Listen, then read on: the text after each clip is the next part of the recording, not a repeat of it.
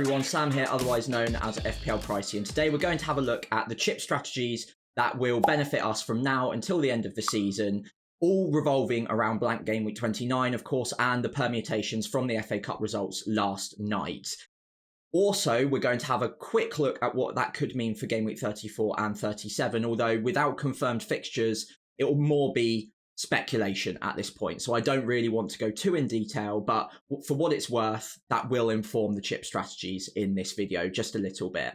So to start with, let's take a look at the teams that will play in game week 29. The three fixtures that we already knew about are Burnley, Brentford, West Ham, Villa, Fulham versus Tottenham, and then we've also gained the additional fixture of Luton versus Nottingham Forest. That's because Man United beat Forest in the FA Cup last night, meaning both Luton, who crashed out against Man City, and Forest, who crashed out against Man United, will get that game going ahead in game week 29. All of the other games, all 6 other games that are scheduled for that week, will be postponed and played in either game week 34 or game week 37. That's putting it very, very simply. There are very, very edge piece results that could involve moving a game or two to other weeks, but I will leave that to the experts like James at Planet FPL or Ben Krellin on Twitter as well. So those edge pieces are very, very unlikely. It looks like 34 and 37 are going to be the bigger double game weeks, 37 being the really, really juicy one with a lot of the bigger teams potentially doubling then. As you can see from the quarterfinals, we've got Chelsea, Leicester, Man United, Liverpool, Wolves, Coventry, and Man City, Newcastle. So the results from that will inform what happens in game week 34 as well, because if the team progresses from the quarterfinals, their semi-final would be played in game week 34. So their fixture would be probably moved, and it means that they definitely can't double at the very least and might have a slim chance of blanking in game week 34. In the meantime, though, let's have a look at the chip strategies that we could be implementing from now until the end of the season. So here's the spreadsheet for fixtures from now until the end of the year, because that is basically what is going to inform our chip strategy. As you can see, game week 27 is going to be a normal game week, in inverted commas. There's no such thing as a normal week.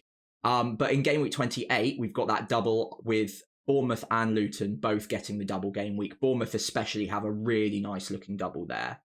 In blank game week 29, these are the 8 teams that will play, as already discussed. And interestingly, Luton will not only double in game week 28, but they'll also have a game in 29. Now that could be really important when it comes to booking in transfers if you want to avoid the free hit in game week 29.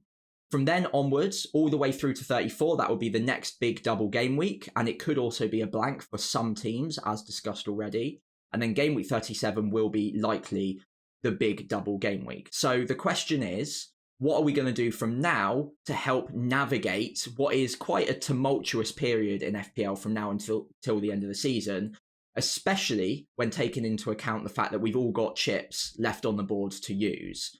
So I think chip strategy 1, if I was to stop the video here, cut it here, this would be for chip strategy 1. I think that would be to free hit in game week 29. Now, obviously, there aren't many teams who actually play in game week 29, so it might mean that our teams aren't necessarily set up too well for that game week. I think in my team, if I quickly scroll over, at the moment, that's how I'm set up going into game week 27. I believe I've got 4 players currently active for game week 29. Now, I can get to 7 or 8 with a hit or 2. I was planning on potentially bringing in Spurs assets this week as well. So that would get me a little bit closer to game week 29 without necessarily needing to use the free hit. So free hit, I think the benefits are not only can you get out the ideal 11 for game week 29, but it also means you don't necessarily need to make transfers in game week 27 or game week 28 to optimize yourself for 29. You can just pick the players you want to pick and forget altogether about what you want to do in game week 29. So I think the benefits of free hitting in game week 29 go far beyond just the points gain you'll get on the crowd in that week alone. It also means that you'll probably avoid taking hits for the next few weeks because you won't be scrambling towards getting the optimal team for 29. It means that you don't need to worry about injuries as well, because as we've seen, Solanke, for instance, probably going to be okay for 28, but that's an injury scare that if you were free hitting in the week that you needed him, you could just wait until the last minute and make a decision then. That's the benefit of free hitting in 29 as well. And it also means you can set up for a longer period of time without necessarily needing to activate the wildcard as well, because anyone who doesn't free hit rather in game week 29 will probably leave themselves with a team that maybe they're not quite so happy with to take forward beyond the likes of game week 30. Now, again, for what it's worth, some people have noticed that some of the teams who won't blank in 29 also happen to have a good fixture in game week 30. So you might not need to wildcard straight out of it if you're not free hitting. But I think eventually in the next 2 or 3 weeks after that, you will probably want to hit that button. So with free hit 29 in mind, I think that will be a very popular strategy. But then what are we going to do about game week 34 and 37? Well, if I was to implement the free hit strategy in game week 29, I would probably be looking at building towards a bench boost in game week 34. Now, the reason for that is that the teams that are looking to potentially double in game week 34, the most likely teams at the moment, look like Bournemouth, Sheffield United, Crystal Palace, and Everton as well. Those are 4 of the more likely teams. In all of those teams, we've got really cheap assets that in most game weeks we'd be happy to just leave on the bench. But in game week 34, a lot of the stronger teams still have good fixtures, and you might not want to get rid of them on a free hit. So Arsenal, Man City as well will go up against Tottenham. Aston Villa will go up against Bournemouth. So Ollie Watkins, for example, could be interesting that game week. So a lot of teams will have decent fixtures, but not necessarily double game week fixtures. And the only way to jam in as many doublers as possible that you wouldn't normally want to, without sacrificing those really good players, could be to use a bench boost and use your transfers from game week 30 to game week 34 to just optimize your bench and bring in the likes of Branthwaite or Richards at Crystal Palace, who's 3.9 by the way, and maybe even the likes of an Eberechi Eze at Crystal Palace, for instance, without ripping apart your team too much. Most of these players can probably sit on your bench pretty easily. And if you are free hitting in game week 29, you can just carry double or triple Bournemouth from game week 28 all the way through to game week 34, especially if you buy the likes of Neto as your second keeper. You're already set up with 2 keepers at that point. You can bench him most weeks if you want to. And by the time 34 comes around, you've got 2 keepers and a stronger bench that you can bench boost 34 in. After that, you can look at hitting the wildcard. It would be a very late wildcard, so this strategy wouldn't be for everyone. But that late wildcard in 35 or 36 could set you up perfectly for big double game week 37, and you won't need to worry about bench boosting at that point because you've already got that out of the way in 34, meaning you can optimize your team, your first 11. All of the money can go into your first 11, and you can pick all of the best players from the best teams, or as many of them as possible, without having to worry about spreading the funds across. And looking at it, a lot of the teams that are potentially likely to double in game week 37 are the ones with the premium expensive assets that are going to be slightly more difficult to jam into our sides. So that would be strategy 1, free hit in 29, bench boost 34, and then wildcard out of it to optimize for game week 37. The other strategy that you could look, including a free hit in game week 29, could be to wildcard now. Now, I don't mind that strategy, but for what it's worth, I think that could leave you with slight issues to navigate 34 and 37, because you'll probably be left with a slightly too strong bench in 34 and then struggle to get across to 37 and optimize for that game week without having any sort of chip left. You will have used your wildcard, you will have used your free hit. So with just 2 free transfers between 34 and 37, potentially 3, depending on how you work it, you could find yourself with a few issues getting across to 37. That being said, though, I think it is team dependent. If you're really struggling and your team isn't looking good at the moment, then wildcarding right now could be best for your team. So don't let me tell you that that's not a good strategy, because it might be better for your team to do it now if your team just simply isn't well set up at the moment.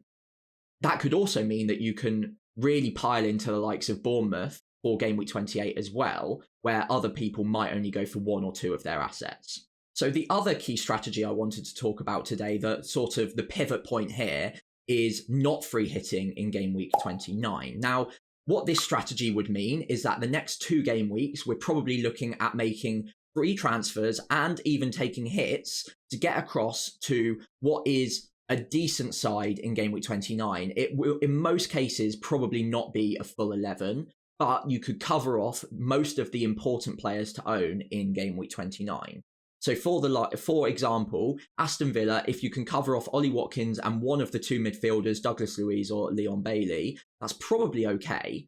With Brentford, just getting to Tony is probably okay. With Spurs, getting to 2 or 3 Spurs, I would say at least one of the midfielders and then probably one of the defenders at least, or tripling up on the Spurs attack with 3 of the midfielders might be the way to play it.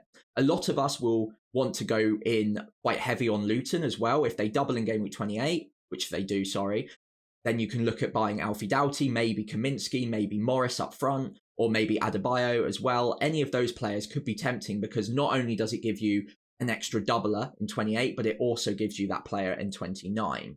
Now, I do like this strategy, and personally, going into today, I probably favoured this one, although I'm talking myself into the free hit in this video as we speak.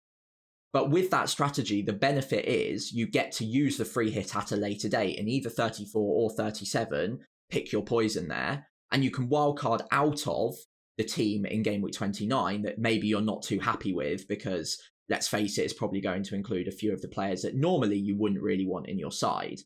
So wildcarding out of it in either 30 or 31 could mean that you could either set up for a bench boost in 34, or you could ignore that week, free hit in that week, because like I said, some of the teams doubling aren't looking great, really attack doublers in game week 34 without worrying about your team long term.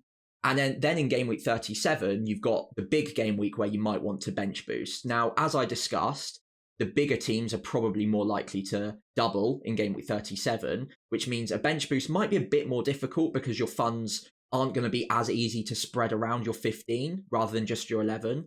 But it's still a pretty good week for it. It looks like there will be some budget options in the edge pieces that you can probably use that week as well. So I wouldn't be too worried about bench boosting in 37. It's just a matter of whether teams start rotating at that point, whether people have got anything on the line, so managers have got anything on the line and they're happy to move around their teams and give maybe peripheral players a few minutes going into the last couple of games if their team hasn't really got anything on the line.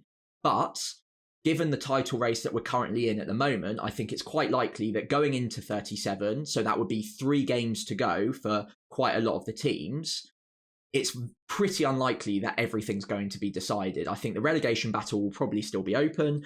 Places for Europe will be probably still open at that point, and the title race, I think it's unlikely that 2 of the 3 teams drop away by more than 9 points, i.e. the 3 fixtures, and therefore any of the teams feel safe to rotate going into 37. So with that in mind, I think bench boost in 37 is a pretty decent idea. But what it does mean in the short term is that your free transfers are setting up for game week 29. You're probably only going to get to 8 or 9 players, maybe with a hit or 2 as well. So you're almost certainly going to lose ground in the short term compared to the free hitters. It's just whether or not you can gain that back by free hitting at a later date and beating what they're going to be able to achieve in game week 34 or 37, because you'll still have the chip in your back pocket and you can optimize for the double game week, which is quite an aggressive attacking move to use your free hit for. Using the free hit in game week 39 is probably, game week 29 rather, is quite a defensive move historically, using it in the blank game week just to cover off your starting 11, avoid hits and make sure that you get appearance points from all of your 11 is a defensive move. But I think the benefits do slightly outweigh just that. I think it's what you can do around game week 29 that is the benefit of free hitting in that week. So with that in mind, it also matters whether or not you free hit in game week 29, because it means that you might be able to attack game week 28 a little bit more. So with Bournemouth not having a game in 29, if you're free hitting in game week 29, you can pile up on as many Bournemouth as you like. They've got great fixtures game week 30 and beyond as well. And as I mentioned, they could double in 34.